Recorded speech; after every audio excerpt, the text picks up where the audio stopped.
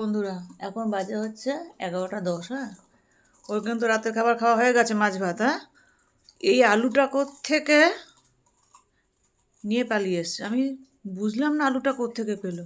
দেখো আলুটা এখন খাচ্ছে বসে বসে, দেখেছো? ওকে কিন্তু রাঙা আলু দিয়ে মাছ দিয়ে আমি দিয়ে দিয়েছি, তেলাপিয়া মাছ দিয়ে দিয়েছি ভাত। আর ওকে দাদাবু একটু ভাতটা একটু কম দিতে বলেছে। তার মনে হয় পেটে একটু খিদে ছিল, আমি একটু রুটিও দিয়েছি। ওই আলুটা নিয়ে এখনও খাচ্ছে।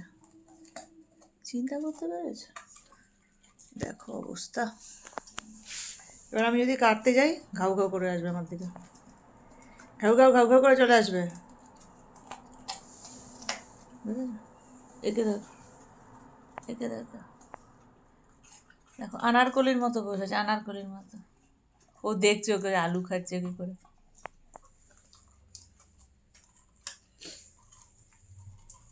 মামি, মামি, দিয়ে দে আলুটা, দিয়ে দে।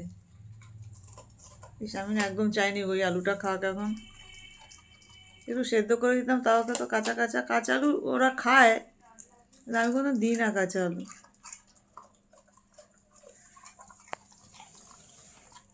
দেখো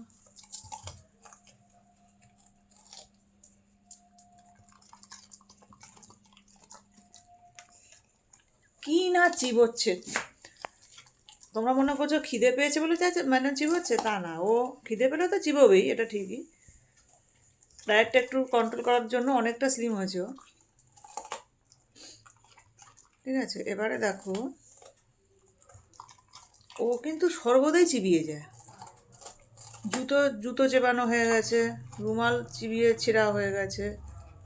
ঠিক আছে, ওই ঘরে খাট, সেগুন কাঠের খাট, সেটা যা চিবিয়েছে দেখলে পর অবাক হয়ে যাবে তোমরা।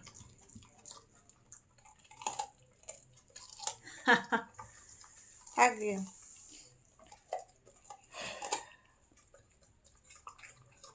ঠিক আছে, রাখছি, টাটা। কেউ খাওয়া সেরেও ফেললো দেখো আমার শোনো মা। ঠিক আছে, তুমি খেয়ে নাও। হ্যাঁ, খেয়ে দিয়ে শুয়ে পড়ো। গা থেকে এই কভারটা তো খুলে দিয়েছি। গাতে এই কভারটা রাখার ফলে মানে গাটা মনে হয় চুলকোচ্ছিল। কালকে রাত্রিবেলা আবার আমাকে নক করছে যে ফ্যান চালিয়ে দাও বা কিছু, বা কভারটা খুলে দাও। তারপর আমি কভার খুলে গাটা ব্রাশ করে দিলাম, তারপর আবার হাত টাত বুলিয়ে গেলাম। তারপর তো গরমকালে এসির মধ্যে থাকবেই, জানা কথা।